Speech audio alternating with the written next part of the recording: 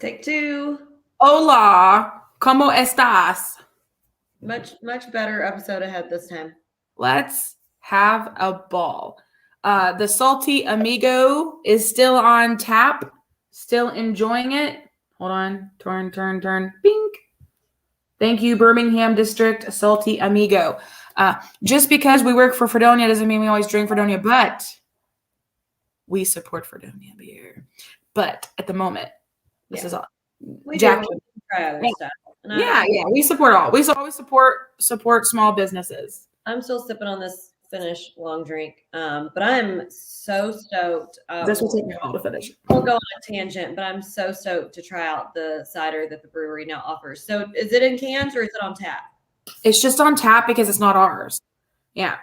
Well, I knew that. I didn't know. Oh, okay. I mean, they can cans. Yeah. No. Yeah.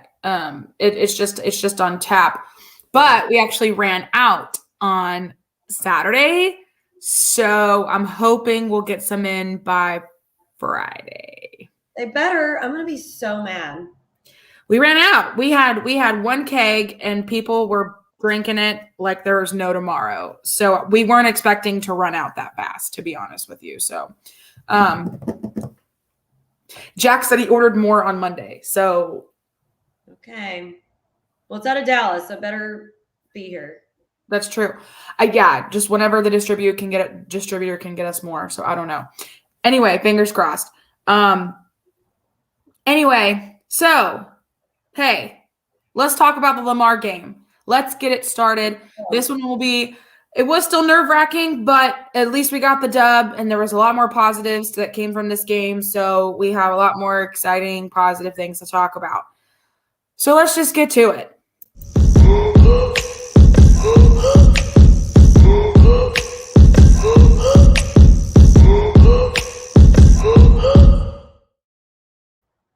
So anyway, this beer is so sour.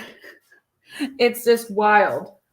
I'm busy. Yeah, I know. I just wanted you. But I'm live. Oh. This is why I said I was busy. Excuse me. I'm just saying. Hey, I posted something, so I hope you don't get pissed. What did she say? She said she hoped she posted something, and I hope I don't get pissed. Oh, God, it could be anything. We might have to check that out. Oh, God. What? Do you hear this cat? He sounds like he's dying. Nothing is happening to my cat. Y'all see? Oh, my God. Why are you... What do you need?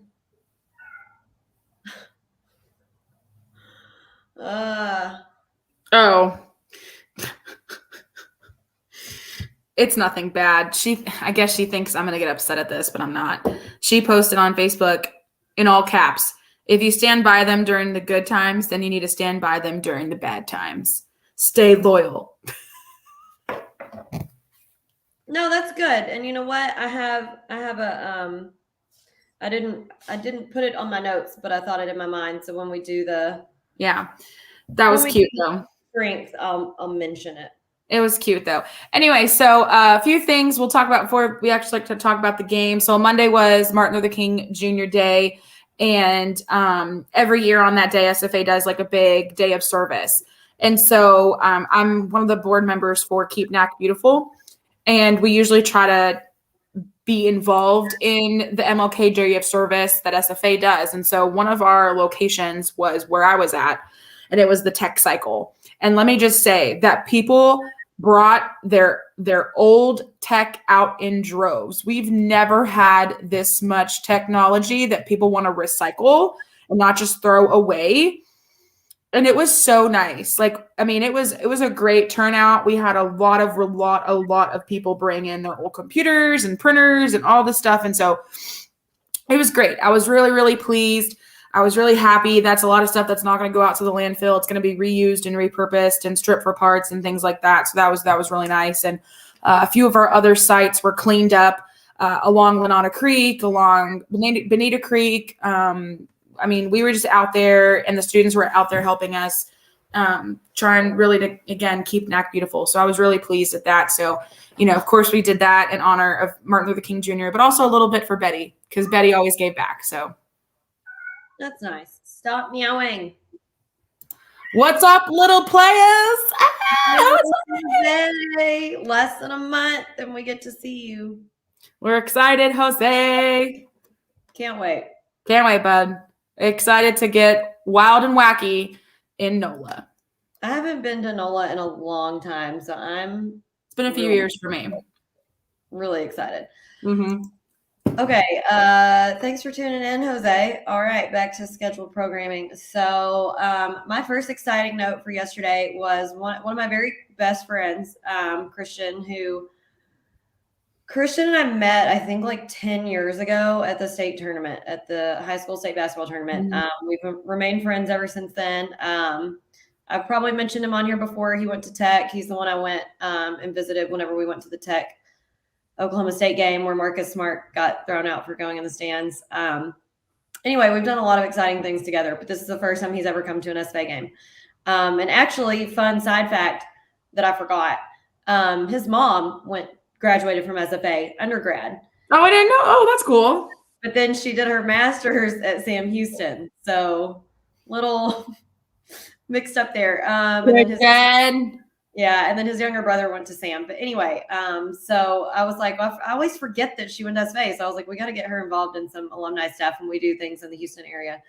Anyway, so he came to the game, and thank goodness we got the win, because I would have been very highly upset if I brought him to a game and we lost. And shout out to Sean Kennedy for letting us use one of your tickets. So that was nice. So Christian got to come. I'm very distraught that not only did Alex and I forget to take a picture of our outfit of the game, but Christian and I did not take a picture. We just completely forgot. I don't know what happened to us. Well, I'll tell you what happened, little miss. You got up during the halftime and went and chit-chatted with... I know. Yeah, and you were there the entire halftime, and that's when we take our picture. We need to start doing it before the game. Yes, we do. Because usually by halftime, I'm sweaty and upset and nervous and just wild, and I look like all of those things. So if we take it before the game, this cat is killing me. Y'all, this is my everyday. It's because I brought Scotty in and not McGonagall, so he's like meowing for him.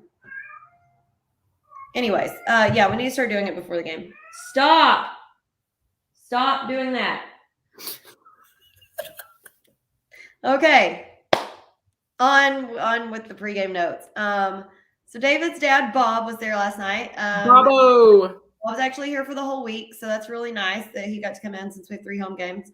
So we are looking forward to seeing him again on Thursday, and we've already let him know that we'll touch base with him again on the sequence of events for this weekend, since we have a lot going on. So excited that he got to be here this week. That's nice. We will drag Bobo out to the tailgate. He will be crushing beers with us. It's going to be fun. And Maria was here again. She's here through the weekend. So, yeah, so we'll look forward to hanging out with Maria and Bob on Saturday. That'll be fun. Yes, I went. So, as Alex said, I went down at halftime. So, in the last episode, I mentioned my friend Ben, who used to work for SFA, who now works for Sam. So, at the same time that Ben worked for SFA, a guy named James Dixon worked for SFA. They both left at the same time. James has worked for Lamar since then. So, I get to see him like once a year at a Lamar game. So I went down to chit chat with him at halftime. So that was nice. And then just in regularly scheduled programming with the team. So Nana was out again this game. I can't talk today. Nigel's also out. And Russell was still out. And Jacoby, our trainer, was out. So we still had a few people out. So hopefully we'll have some or all of them back Thursday. I don't know exactly detailed minutia of the COVID protocols when it comes to Nana. I don't know if Thursday he's back or Saturday. I guess it would just depend on. I don't know what day he started, but I think now the CDC's put it down to 5 days. So hopefully he should be back by Thursday. I think but I think it also depends on like if you're testing negative or still testing positive. I don't know. You know what I mean? Of course, yeah. But if NCAA handles that, I don't know. If they're asymptomatic, then hopefully they'll test negative pretty quick. Let's hope. Anyway, so yeah. I mean, I'm just gonna say it. We needed this win. We needed it. It was a do or die, make or break win. And of course, it had to be Lamar. Of course, we always struggle with Lamar. In 95% of the time, it's comes out good for us. There's always that 5% of the time when we, again, just get absolutely upset because of just dumb shit. Like last year or when we went to Lamar and 2 overtimes later. But if y'all didn't believe us when we said, yeah, Lamar can literally have a losing record and they're going to bring their A game for us. Every time. That's exactly what happened. I mean, we say this every time we play Lamar, and I feel like most people don't listen. I'm like, every time we play them, this is nothing new. Yeah. They could have the worst possible season on record for Beaumont, Texas, and they would come out swinging. They always do. Whether we're there or they're here, it doesn't matter. Anyway, so Monday night, last night was no different. It was no different. So general history, background between us and Lamar, 19 wins, 16 losses going into this game. The last matchup was an L on 2/27/21, 83-88 in Beaumont. That's what I was talking about with the double overtime. Just God. That was another very stressful game and another game that we should not have lost. Should not have lost. Shouldn't even went to overtime. And we had ample opportunity to win in both overtimes and then still fucked it up. Yeah. So largest margin of victory was 79-43 in 2013. Man, bygone are those days. Smallest margin of victory was by 1 point, 73-72 in 2007. Lamar was 0-3 in WAC play going into this game. But you wouldn't have known it. Because again, they came out of the gate freaking all cylinders swinging. They look good. They looked like they hadn't just lost 3 games in a row in WAC play. They hadn't. Lamar is at the absolute bottom of the WAC. They have won 2 games. 2 all season. They are 2-15 total throughout the season. Didn't look like it last night. Didn't look like it last night. Just saying. So yeah, it's been a wild few games for us. But yeah, so give us those general notes there, girlfriend. So our starters was the same lineup we've been having minus Nigel because, as we said, he was out after he literally went down in the last game. So we had Gavin, David, Calvin, Latrell, and in the empty slot, Diego started. Yay, go Diego, go! Can't tell you how excited I was for that. That was exciting. I honestly thought Jacqueline was going to tinkle her pants. Like, she literally was like, Diego started! I've never seen her so excited to see somebody start. Never. I was very happy for him. We got more notes coming on that. Okay, yeah. So we did win 86-78, and the attendance was 1,703. Okay. Now, going to give us the WAC standings. I'm going to run and handle cat business while you're starting that. Handle those kitties. All right, so WAC business. We got New Mexico State, Grand Canyon, and Seattle U all at the top of the WAC at 4-0. Next up, we have Sam Houston right above us at 5-1, and we are 3-2. Tarleton at 3-3, Utah Valley at 2-3, Abilene Christian 2-4, as well as Chicago State. California Baptist at 1-3, Dixie State and UT Rio Grande Valley at 1-4, and of course, like I mentioned, Lamar at the bottom of the pack at 0-4. It was the games this weekend, New Mexico State winning. I believe they played Tarleton. That really helped us, kept us at the very top. And then, of course, us winning last night kept us above as well. Again, do not forget, we are one of the few teams that has only played 17 games. New Mexico State, Seattle U, us, Utah Valley, Abilene Christian, California Baptist, UT, and Lamar have only played 17. Everyone else has played either 18 or 19. The only team that has played less games is Grand Canyon, and they've only played 16 games. So they've only played 16 games, and they're still at 4-0 and 14-2 in the conference. So, yeah. New Mexico State is on a 10-game win streak. Grand Canyon's on a 6-game. Seattle U on a 5-game, and Sam Houston on a 3-game. So, anyway, that's the whack. That's the wickety whack as of today, Tuesday, the 18th of January. Jacqueline, back to you, babe. All right. Sean Kennedy's stat section. Mucho better than against Sam. Oh, yeah. Field goal percentage of 47.1%. Reminder, in the Sam game, it was 26. So 21% higher. Our 3-point percentage was 39.1. Mm-hmm. In the game, it was 12. Our free throw percentage, highest of the season, at 80.6. Woo! Woo! I know. So happy. I am shocked as shit, but I'm happy. We always usually have a pretty decent. Your cat's in there meowing, and now I'm sitting here watching a cat walk across my fucking fence, man. These cats are wildin'. They are encroaching on my territory. Stop it.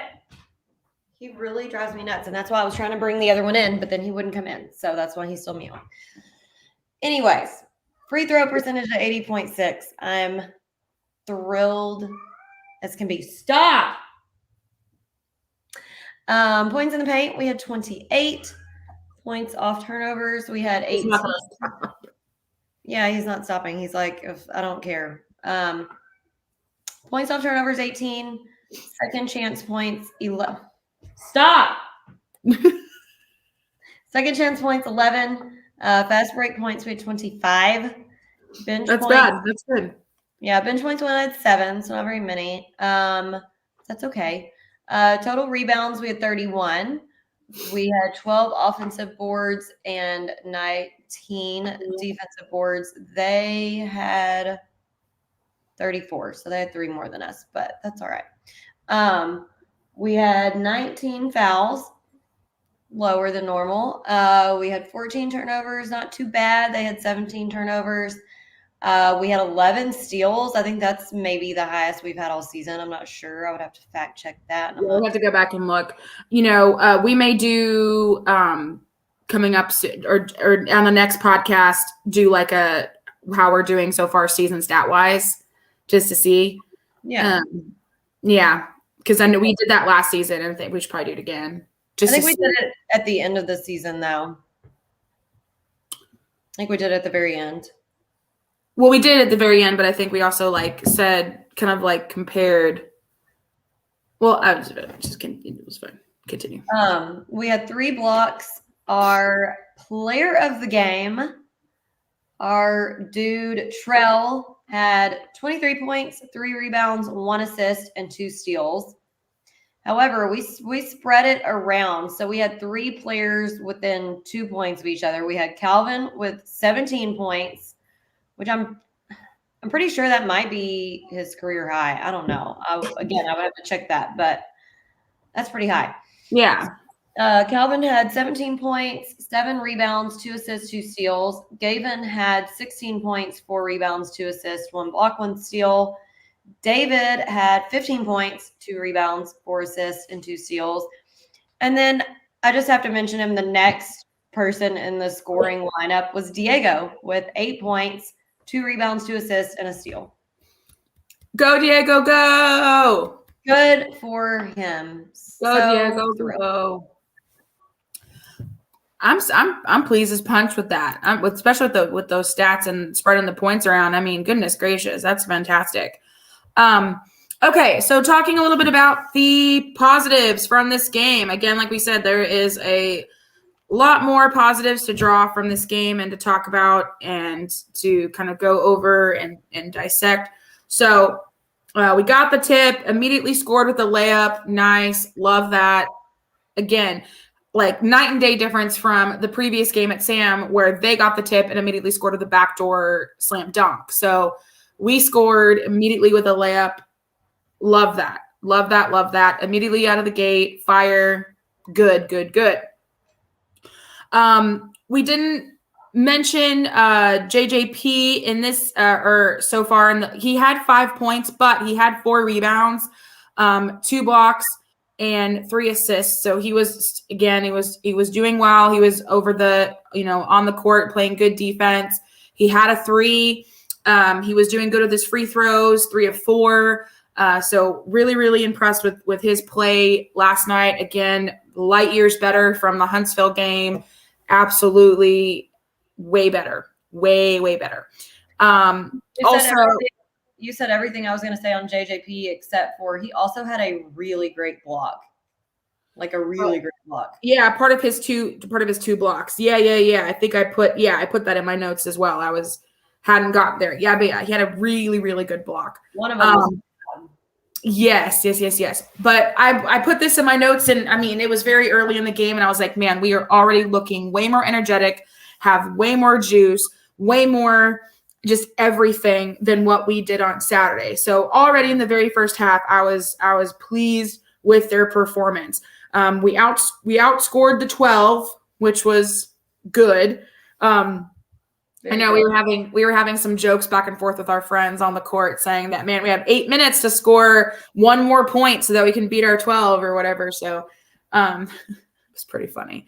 But yeah, a couple other things I would like to note that was positives from the game were one was that there was a moment where I think Trell had either tried to block a shot or he did something and he fell under the basket. And literally Day was running towards the other end of the court, but reached down and grabbed him and pulled him up with him as he was running. It was so smooth and it was such a nice gesture. I mean, he barely even stopped. He didn't stop. He literally just kept running and grabbed him and literally drug him with him up saying, let's go, man.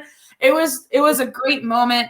It happened really, really fast. I mean, you missed it if you weren't keyed into that exact moment. I just thought that was really, really fun and funny.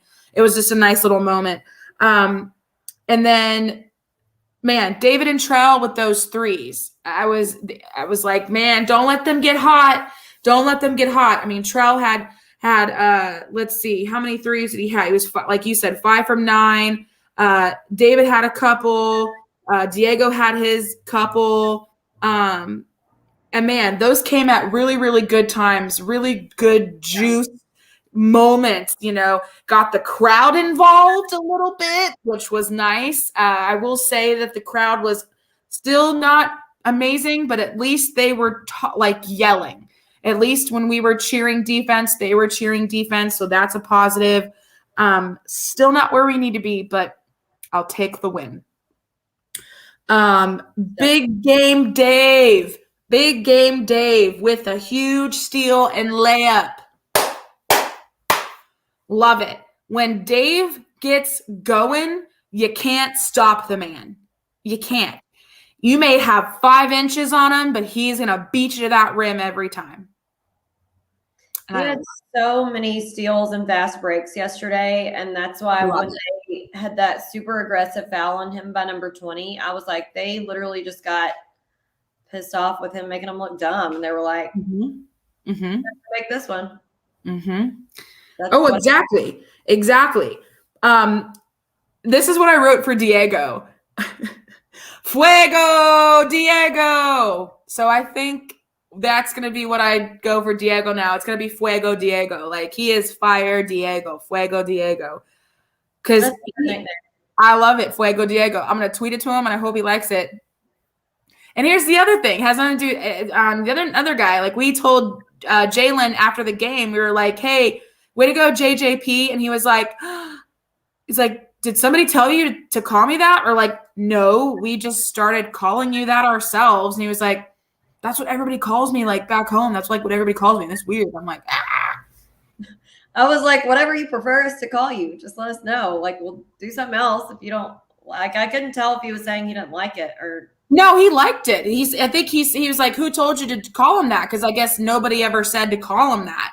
You know what I mean? And so we may have heard it once and then it just stuck. Like, I honestly can't remember. No one told us to do that, but I don't remember hearing it. I mean, we may have just like in passing, and I just osmosisly forgot. Yeah, I don't know. It was just weird. But Fuego Diego, JJP, holy crap, end of the game. Gavin with a huge block. Another big juice moment. Huge block. Huge. I mean, I wrote, what a block, G, shit. Like, that's how big it was. And I wrote that in my notes. I wrote it. And then Trell, again, at the end of the game, hit those threes. And, of course, I know he fouled out. I know it. But you know what? I don't even care that he fouled out. I can't see where shits that he fouled out. High point. Let's go. And you know what? He fouled out with like 4 minutes left. So he would have scored more. He sure would have. And I think that's why he was obviously upset, because he knew that he could have. He was starting to get on fire. He was starting to get momentum. And then, of course, he fouls out. And I'm just like, first of all, shocked as shit that it was him that fouled out and not Calvin. I know.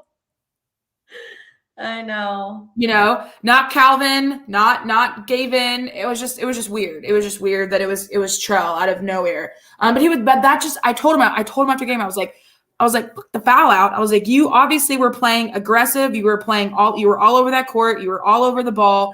Like, love it. Keep it up. Like, I don't give a shit about the foul out. Nobody does. You're a high point. Who cares? You played amazing. Don't worry about it. Let it go. I agree. Yeah. So those were my positives. Okay. Some of mine are reiterations of yours, but if they're slightly different, I'll touch on them. So I was so happy to see Diego start. We kind of brought that up, but just to elaborate on it more, I was so glad to see him getting some more minutes and confidence. And I mean, here's the thing, as we've lost Rati and we're, shuffling about with starting new people, I think JJP started a few times, and we had Nigel starting and Trell starting, and then Nigel's out. So now we got somebody different. I mean, here's the thing. And I was thinking about it earlier as I was watching the game back again. Our starters are tremendous. Love our 5 starters. Love for them to start. Here's the thing, though. When there are going to be situations where 1 or 2 or 3 of them are out of the mix for whatever reason, especially with all this COVID stuff going on. Yeah. And so we don't need to have 5 starters. We need to have a team. So it's great to see other guys, get a chance to step in. Like, the 5 starters are tremendous. Great. Love them. Love it. Love to see it. But these other guys need to be just as strong, and we need to be able to rely on them. So they need playing time, and it's different getting sufficient playing time and starting than just coming in for 1 minute here and there off the bench. And so, so far, and you can do fantastic things in practice. Game's different. It's way different. So, so far all Diego's got is a minute here, a minute there, whatever. So to see him starting, I mean, I was just shocked, but I was so happy because that's the only way he's going to get more comfortable and more confident. And we are going to be our coaches are going to be more comfortable and more confident to go to him in a clutch situation in a game when we need somebody to come in. So, we're just starting out in conference. This is all about, number one, about the time to start really being like, hey, look, now we're having shit pop up. Right. We lost Rati. We had Nigel out of game. We had Nana out of game. Like, some of you guys are going to have to start playing some more and get ready to, at the snap of a finger, come in and do something. So I'm glad to see them getting that time. And I was really glad to see Keller was doing a lot of different rotations and mixes. A lot. Putting in. And that's so important on any day, but especially when we have players drop in right and left. Mm-hmm. Because no matter how good a player is, like sometimes there's just some players that certain players that have really great chemistry together. So you got to figure out like what strengths and weaknesses go well together. Mm-hmm. And then they know in certain situations, well, these two together are really good, or this, that, and the third. Like, I always think back to probably the pair that in the last 10 years I've had the most fun watching was Walk Up and Trey. Mm-hmm. Oh, for sure.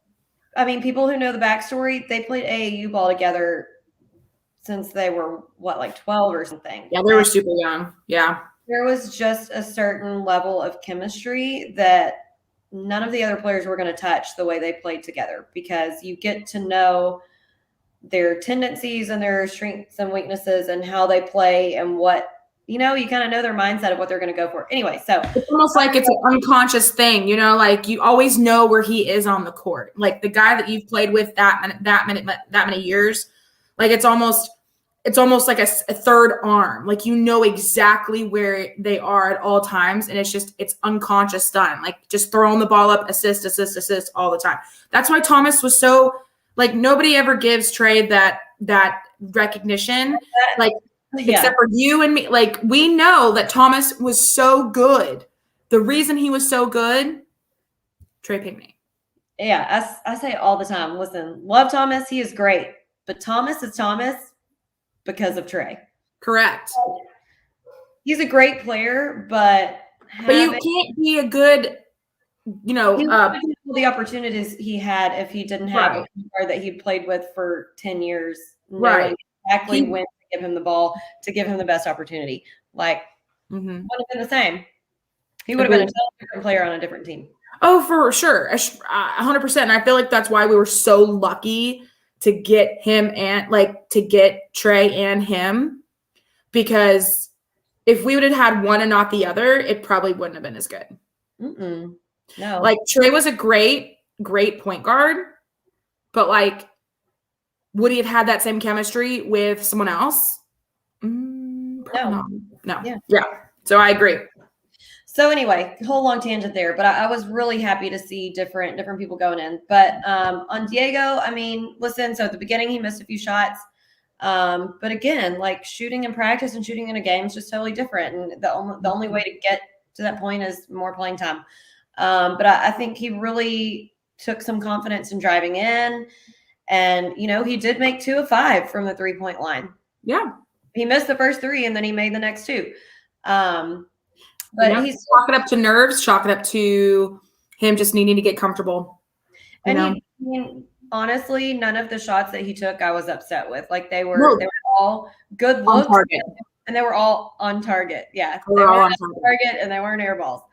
Yeah, they were all on target. They all hit the rim. It wasn't like you're right. It wasn't like he airballed it or sailed it way. They were all on target. They just hit the rim, bounced out, rolled in, bounced. You know what I mean? Like they were close. Yeah. Keep going, Diego. And he made 2 really nice little pull-up jumpers 2 possessions in a row. So I was pleased. Trell, I mean, I cannot say enough good things about him, but offense and defense, like just wow. He can shoot so far out, it's ridiculous. From the parking lot, babe. Parking lot. Like these kids don't even think that he's going to pull up, and he pulls up. He was 6 of 6 on his free throws. Perfect on his free throws. 5 of 9 from the 3-point line. I mean, high point, and you fouled out with 1 media timeout left. Trell is just like I want to make a Trell shirt. Like that's how much I love this kid. Yeah. I don't think he understands how much we love them. I don't know. Maybe he kind of figured yesterday, but because after the game, we really hyped his ass up. Really blew some smoke up the booty. Yeah. But he deserved it. He sure did. We got, on a funny note, we got more than 12 points the first half. That was the first best thing. Okay, we talked about JJP, but I'll mention it again. He had a really great block. He was 3 of 4 on his free throws. Not the best outside shooting game for him, but he played some great defense and he was consistent on the free throws, which that's all I asked for. So Dad and I had a whole conversation after the game about Calvin, and y'all know I always talk about how much I love Calvin, and I've never even like broached this aspect of Calvin with my dad, but my dad brought up and said the exact same thing. He said, Calvin might not always be the best player that we have on the floor, but he absolutely is always, whatever he's doing, it's 150%. Like he is always going the hardest. And he's an Energizer bunny. He reminds me of Nathan. He reminds me of Nathan and Leon. And my dad said, and he always looks like he's having a good time. Like he's always got a smile on his face and he's enjoying it and he's having a good time. And even if he turns a ball over or whatever, he owns it immediately and he goes down the court and he tries harder, and that's just the most important part of the game, is to not get butthurt immediately when you mess up, because everyone's going to make an error in the game. Everyone's going to turn the ball over. Everyone's going to miss a shot. Yeah. Nobody's perfect. And we don't expect you to be perfect. It's what you do after the mess up. It's what you do after the turnover, after the missed shot is what speaks more volumes than anything, and if you're enjoying it, you can bounce back faster and do better the next time. Just brush it off, because you can't do anything about it in that moment. Like you can't. All you can do is be like, me, my bad, hand up, I messed up. Go down the court and try to get the ball back. Make a play, do something on the other end of the court, get the ball back and make up for it later. You can't dwell on it. You don't have time to dwell on it. Who else does that? Who else has if they have a flub or a mess up and then they immediately say, hand up, that was me, my bad, and goes down and tries to get the ball and plays hard defense back? Day. Both. Yeah. Day is really good about that. Yeah. He did it a couple times. I will say he did it a couple times last night where he may have, turned the ball over, bad pass, whatever, immediately hand up, that was me. I take that fully responsibility. So yeah, but most importantly, what we discussed about Calvin was, I don't even remember what game it was, but Dad was saying he watched or listened to some pregame interview or something with Keller, and he was saying that they'd been working with Calvin to try to make him more offensively minded. Because that's what my dad said before. He's like, he's not probably ever going to be the high point in the game, but he does make good shots and he plays great defense and he has a lot of good energy. Mm-hmm. But after that game, Dad was like, it was obvious that you could tell he was actually going down there thinking, I'm going to take a look at the bucket and I'm going to try to make a move. And he scores 17 points.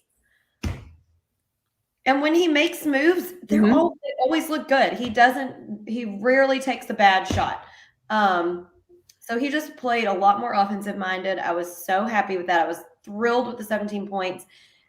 So much better on free throws because he's not the strongest free throw shooter. No, he's not, but he was 11 of 13. 11 of 13, y'all. So good. So good.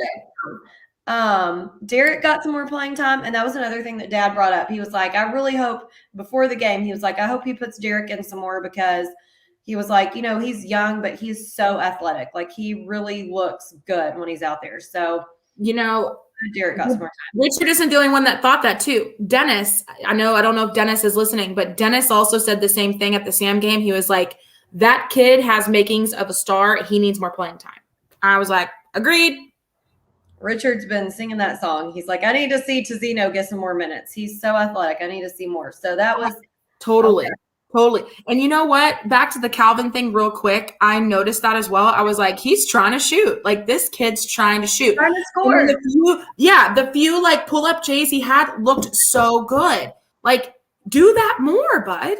Go for it. If you have an open basket, do it. Because you know what else? If he doesn't make it the first time, he's going to pull the rebound down. He's going to pull it because he follows his shots. And then he usually makes better, I feel like, almost on the putbacks. I bet he gets more points off putbacks than he does on shot attempts. But Agree. I mean, he had 7 rebounds. He had the most rebounds on the team last night. I think they said during the game that he's either our leading or second highest rebounds. This is why I want to go over the stats for the year up to now to see like who has leading rebounds, who has leading shooting. Like that's just why I was like, I kind of want to go over them to see where we're at. But yeah, I mean, okay. So now I'm seeing my note and I'm correcting myself. I'm pretty sure Calvin's number 1 because they said whenever I was watching it back. So we'll talk about Day for a minute. He has the second most rebounds on the team, and he plays like less minutes than all of the starters. But Day impresses me every day. Second most rebounds on the team. As we've said, he's so athletic. He's very quick to admit when he makes a mistake and go down and just try to do better.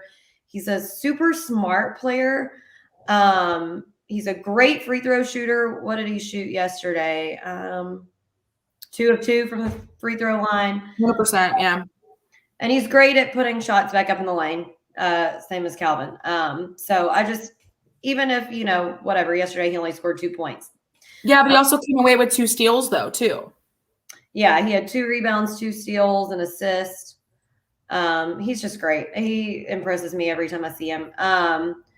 Big game day, we talked about the 2 threes he made were huge, and his steals and fast breaks are just unparalleled for sure. The Diego to Calvin alley was amazing. And listen, I feel like that's another like check mark for Diego.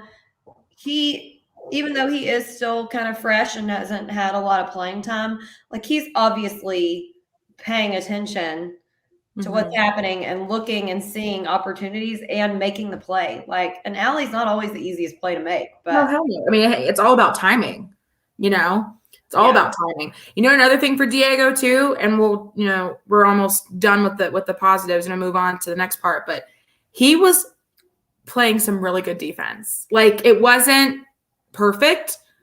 When is it ever from anybody? But like he was all over that court. He was trying so hard, even towards the end of the game to get steals.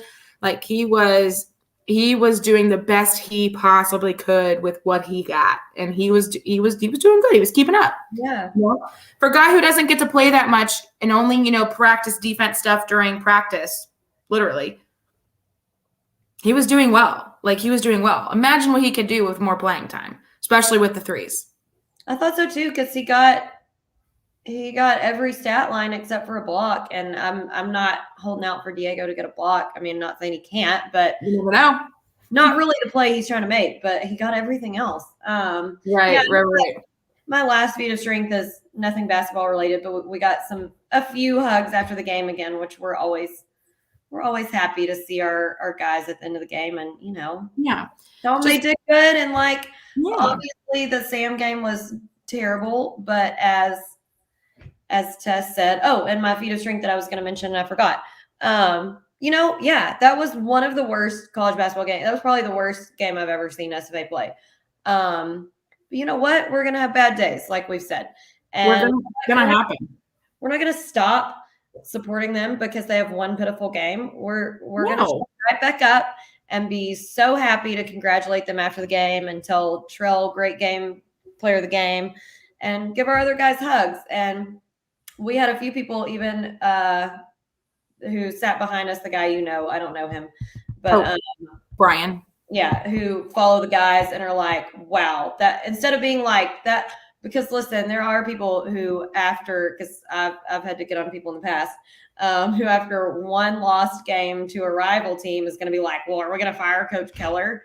And then you got the other people who are like, wow, that was a despicable game. I guess I'm going to have to make the drive to the next game to support them so we can do better. And that's exactly what the guy behind us did. He comes to some games, not all. He has to drive farther than I do. But he's like, that was a pitiful game. They need us here, so I'm going to drive in and be at that game. I'm trying to have to move my light. Hold on. That's what we need to do, because they're going to have a bad day. And listen, I'm sure they feel 10 times worse about it than we do, because they're the ones who played it, and they're the ones who probably got their asses ran off in practice. So now I just look like a ghost. Hold on. You're good. So they need support. So, if they play shitty, We should just show up even more the next game. I like the one you had with the beginning with the purple light. That?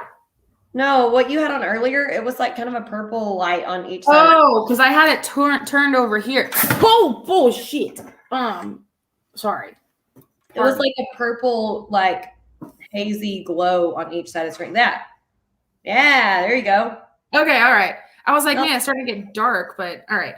I did, Rev. I looked like Casper the Friendly Ghost. I was like Alex the Friendly Ghost. I did. It was funny. So you had a purple light, so you look like you were in some 70s video. Oh boy. Wait till Friday night with the Deacon of Funk. We'll get to that. Just wait. We have a lot coming up this weekend.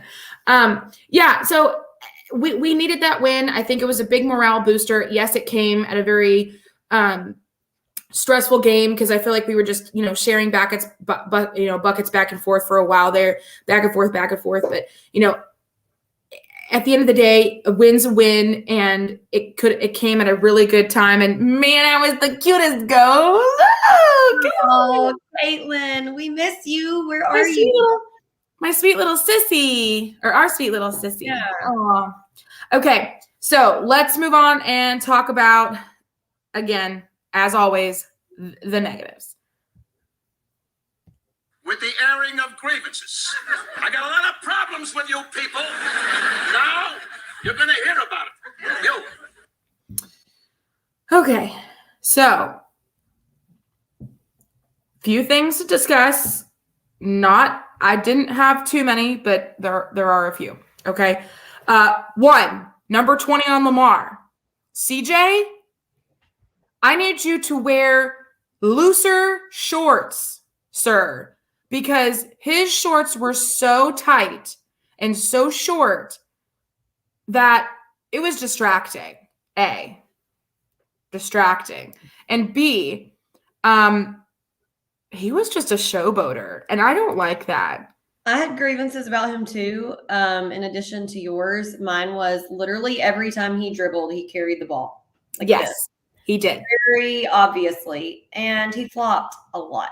He was a flopper. I wrote that down too. I'm glad you said that. Yes, he's a flopper. He was a showboater. He had really tight shorts on. I don't like. Now, tight shorts, and it was fine. But when you have to adjust yourself every 5 seconds after you run up and down the court during a game, they're too tight, babe.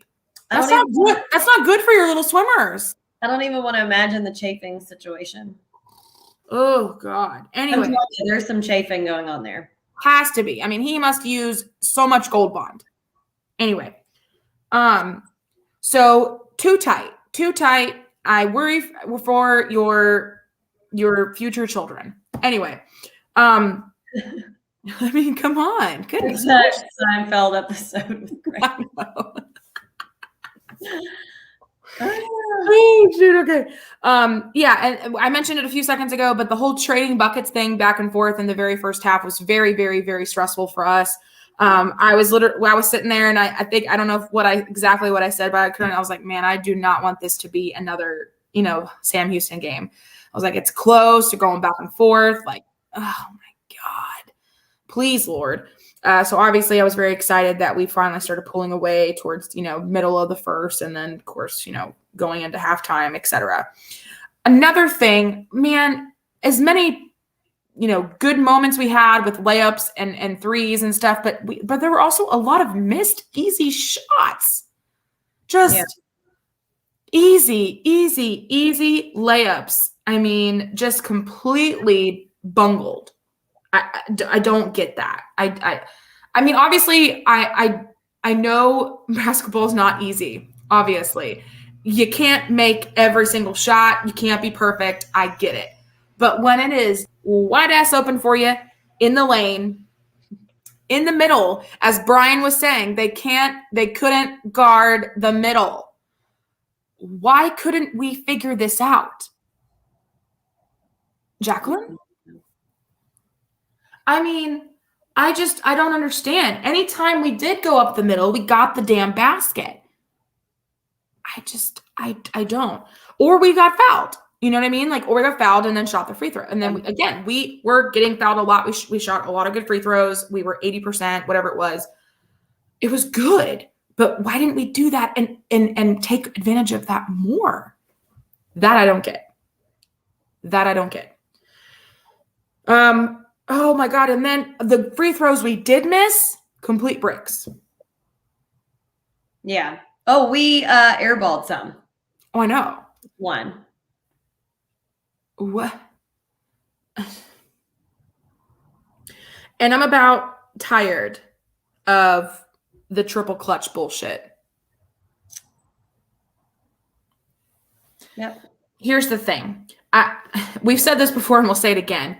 Like, when you are a big dude, you have a lot of LBs over these guys, right? A lot of LBs over these guys. And they had a small lineup. They had a small lineup too.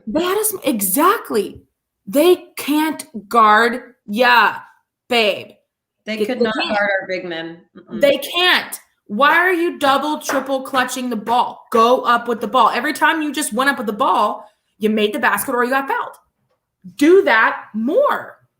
Every time. They can't guard. Every time. And then the moments you did do that, you scored. It was easy as pie. Agree. Cosign. I don't. Anyway, it was just frustrating. Yay, Caitlin's gonna be there on Thursday. Yay, good. Cram that Coliseum, baby. We'll see you then. Love it. Okay. I was trying to see if I missed anything else. Let me quickly look at the stats really fast. I'm sure I did. 1 second. Oh, you're shit right. I did. Lamar, 32 bench points. That's a lot. We only had 7. Well, because our normal bench was like half of them were starting. Yeah. Yeah. But 32 bench points. That's our bench points were Day and Jalen. That was it. Exactly. Because Day only scored 2 and Jalen scored 5. Mm-hmm. 7. Yeah, that was it. They had 32 bench points. They had 19 points off of our turnovers. And we had 14 turnovers. Compared to, we got 18 points off of turnovers and they had 17. So they had 3. Okay, that's not horrible. Okay, that's not bad. All right, let me go back. Let's see. They had 34 rebounds, so they out-rebounded us. Don't like that.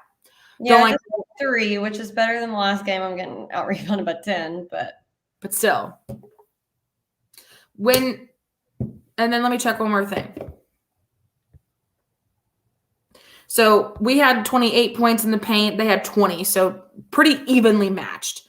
But still, we had 28 points in the paint. That is not where it normally is.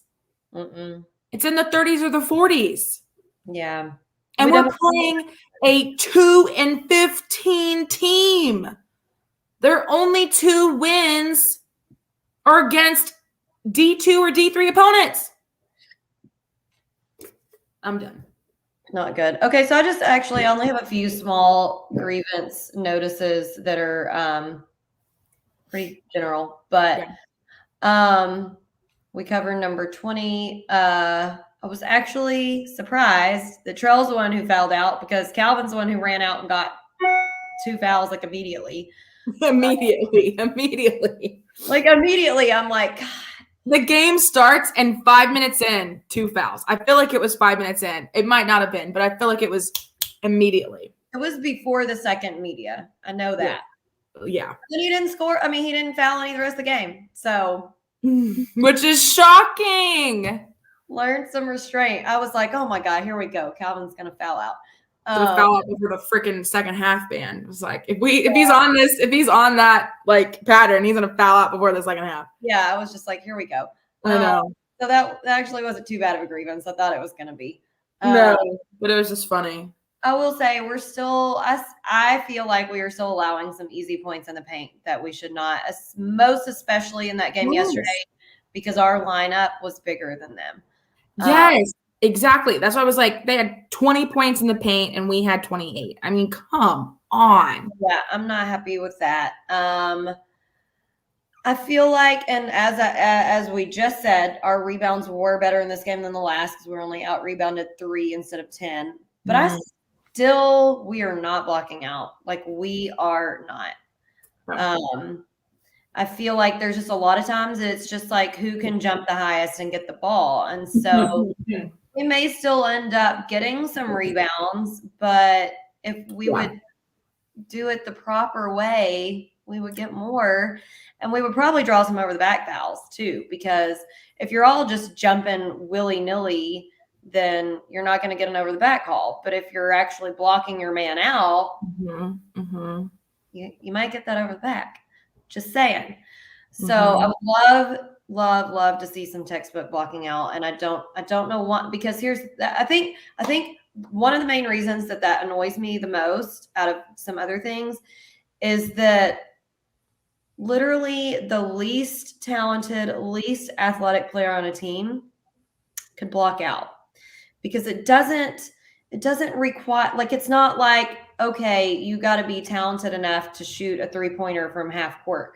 Literally all you have to do is make the effort to go step in front of the man closest to you in a different jersey and block him out. Like, you literally just have to do it or not do it. It's not a matter of skill or athleticism. So it irritates the shit out of me when it doesn't happen, because all you got to do is just decide to do it. Yeah. It's not hard. So I just it's really not. Like, really simple and elementary that we could do that. Like, you learn how to do that in little dribblers. I just wish that we could do it every. Count it. That is two little dribbler references throughout our podcast tonight. One in the Sam Houston game and one tonight. It's just very basic, and I just feel like it's very simple, and it gives us a better opportunity of getting the rebound, and it gives us a better opportunity of getting an over the back call. So I just wish that I'm not saying that none of our guys do, but a lot of times they don't. Here's the thing. Even if we do block out, I don't trust the refs to call that damn over the back, because there were multiple last night that were not called. Just throwing that out there. Yeah. It's hard when they're jumping straight up, though. So yeah, absolutely. I agree. Let's see. I mentioned in the last game, but again, I feel like just the last few games, I think we've gotten a little blasé about actually trying to take a charge versus anticipating it. And I don't love that. And my last one was, listen, I'm so sorry, but when we played Charlton, if they're going to stop twice to review tape on fouls that Gavin did to determine if they're flagrant or not, then that foul against David when he was fast breaking calls for them to go over there and look at the film. I'm sorry. Bingo. Down with his feet up in the air against the basket with this other kid on top of him, and you're not going to walk your ass over there and look at the film? No, I'm sorry. They should have, and I'm not even saying that it was flagrant, because it happened so fast. Even on the replay, I couldn't tell. But when a body goes down that hard, that's when you walk over there and look at the tape. Yeah, I agree. And the fact that he got scrapped, he was bleeding. He was bleeding on his neck. He was bleeding. So it was something. I mean, he obviously got fouled hard somehow by somebody to get skin contact, scratched, bleeding. I mean, at least do the player the service to check. Just check. Because that is dangerous play to allow to happen without some sort of consequence. Yeah, if it's that hard, you need to look. So at least the player knows, okay, next time I can't go that hard, because they literally just were not going to let him score that basket because he had made about 6 points off of steals and fast breaks. And they were pissed off, and they were not going to allow it to happen. And they were excessive. So that's my last complaint, but that was a big one. I'm sorry. That deserved reviewing the tape. No, I completely agree, and I'm very, very glad that you brought that up, because after the game we had that discussion with his father, and we were so mad that they did not check that. I mean, again, even if it didn't come back as flagrant, at least do the player the service to at least show that you care about his well-being, for God's sakes. Well, and to show that that's not an unacceptable, excessive situation. Yes, exactly. That too. So many. All the above. Just I'll be happy that David got right back up, because if he would have laid there for more than like 3 seconds, I would have come unglued. Oh, I was about this close to hopping over the barrier and smacking that kid in the face. Like, you don't do that to people. I'm sorry. Like, at that point, David's a defenseless player. Like, that's like in football. That's like, I mean, that's literally targeting. That's like equivalent to a targeting. It was too much. He's a defensive player, and it's a dangerous play, and you have to get, punishment or reprimanded for that. Otherwise, you're going to continue doing it. It's just dangerous. It's dangerous. Yeah. I was very should not be allowed. Not one bit. Not one bit. So Maria says, I think Maria thinks that we can beat GCU. Hey, we can beat anybody. Maybe not right now. We appreciate the positivity and the confidence. I'm at a loss for words now. I'm so stricken. Confidence in us. Confidence, yeah. Like, we let me say this. We can beat anybody. We have our work cut out for us the next 2 games. So out for us. These are going to be the 2 most difficult games of the year, besides when we play these 2 teams on the road. That's going to be worse. The rest of season. But that's going to be worse. I mean, them coming here, that's one thing, because they're out of their element. They're not in their home territory. But when we go play GCU at home, their home, it's going to be wild. I really, really wish I could go to that game, that we could go to. All I'm going to say is I am really glad. I wish we could go to, and maybe next time around. I'm very glad that we have played at Kansas so far this season, because at least then this is not going to be the most intense road game that they're going to be playing in. So that's very true. It'll be up there. It'll be up there. It's going to be number 2. It's going to be the second most intense one. It'll definitely be up there.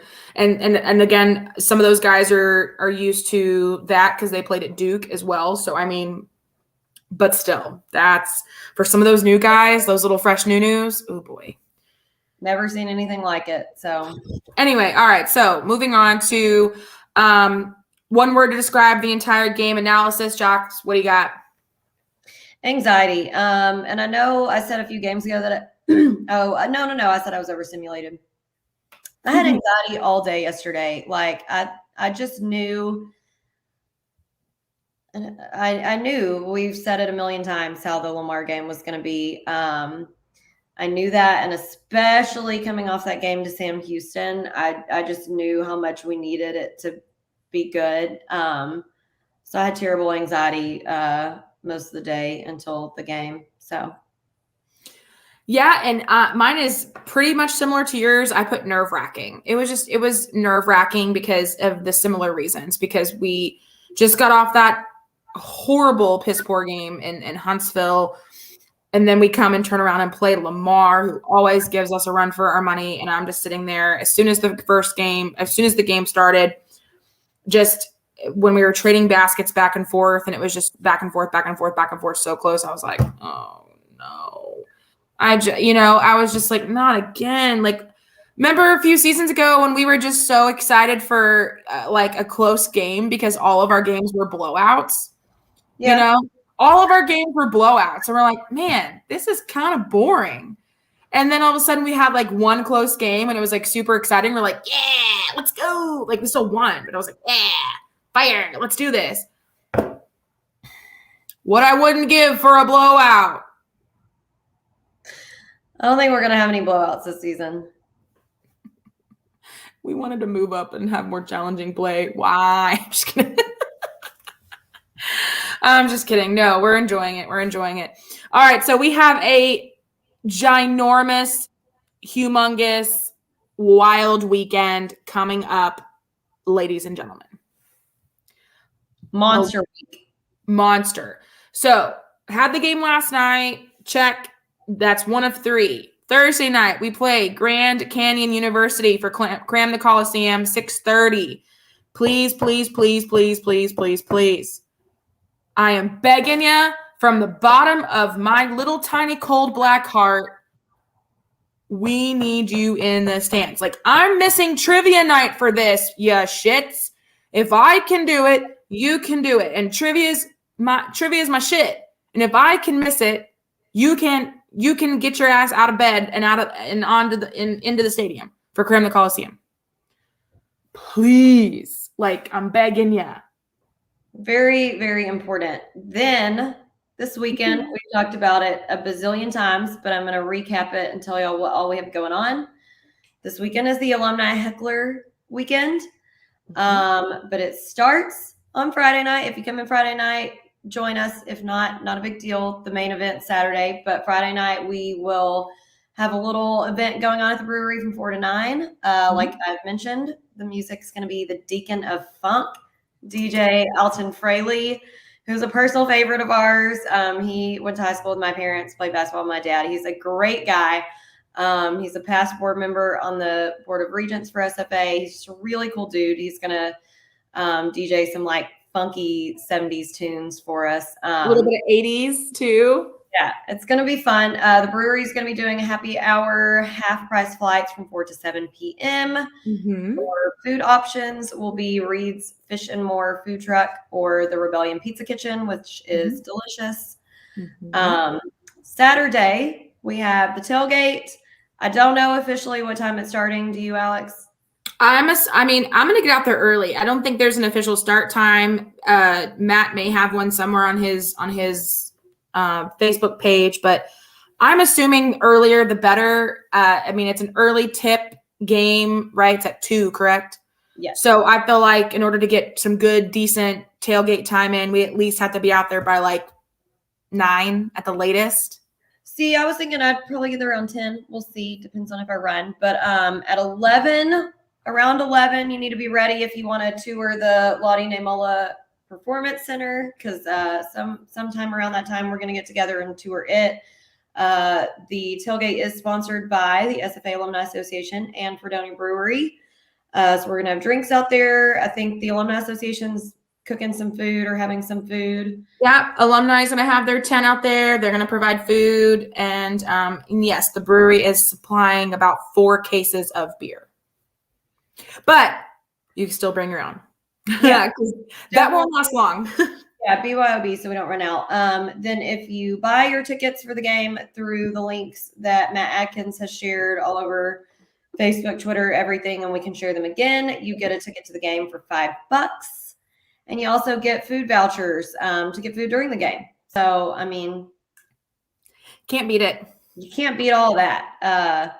And like Alex said, the game starts at 2. So come on out, hang out with us. Yeah. Come to the game. Absolutely. And even if you're not buying a ticket for our section or for that section, even if you already have tickets, like that doesn't mean you can't come tailgate with us, come hang out with us, come party with us. Totally come do all of those things. We want the students out there. We want alumni out there. We want everybody to come out and have a good time and have some beers, throw them back, and then go in and cheer on the Jacks and hopefully come out with a dub. So fingers crossed. It is. So we're excited. We cannot wait. A couple more reminders. Again, if you're not following us on social media, make sure that you are on Facebook, Instagram, and Twitter. Of course, we'll be posting pictures from the weekend, the whole weekend, kind of inviting you guys into our celebration time. And then, of course, don't forget to buy your MyPlates. Go to www.com or www.myplates.com, /lumberjacks. So you can get up to a $50 rebate. It takes only a few minutes to order these license plates. Our license plates are going to be out and proud on Saturday, or Thursday and Saturday. Going to get excited. Going to hopefully get some people to sign up for My Plates as well. It's a win-win. You get a sweet plate to show off your SFA pride, and then the athletic teams gets about 50% of that purchase price. So it's a Stephen F. awesome way to support your Lumberjacks. So make sure you get those My Plates, babes. They are cool. We love them. We Yeah. love our plates. And So you can look at ours in person on Saturday if you come tailgate with us. yeah, so that way you can say, yeah, I really want some, and then go order yours on Sunday or right after the game. Whatever you want to do. Whatever you want to do. So excited for the weekend. Excited for Jax to come down. Have another fun weekend with my biffle. And Week. whew, man, I'm gonna be tired as hell. Going back to work, 3 games. I'm driving back. I'm driving to NAC and back 3 times this week. That's a lot. That's a lot. I know it would have been just 2, but we had that makeup game on Monday. So, ooh, I know. All right, guys. Again, thank you so much for listening in. Hope you enjoyed both our Sam Houston podcast and the Lamar podcast. We've been on here for a while, chit-chatting, talking about Lumberjack basketball. It's been a roller coaster of a few days in the college basketball world. And I mean, I feel like we're just getting started, and but at the same time, we're in January, and it's almost already March. So it's just flying by. So excited for the weekend. Like I said, so just going to be a wild one. Yeah, absolutely. So one last time, cheers. Mine's empty, but Yeah, mine's almost. It takes me a while to drink sour gozes because they're sour, and it's not something that you can chug. There's just no way. So, but it's a whole pint. So there you are. Anyway, excited to see everybody on Saturday. And if you're coming down on Thursday, same thing. We'll see you then. And always remember to axe some jacks. with Alex and Jax. Have a good night. Happy Tuesday.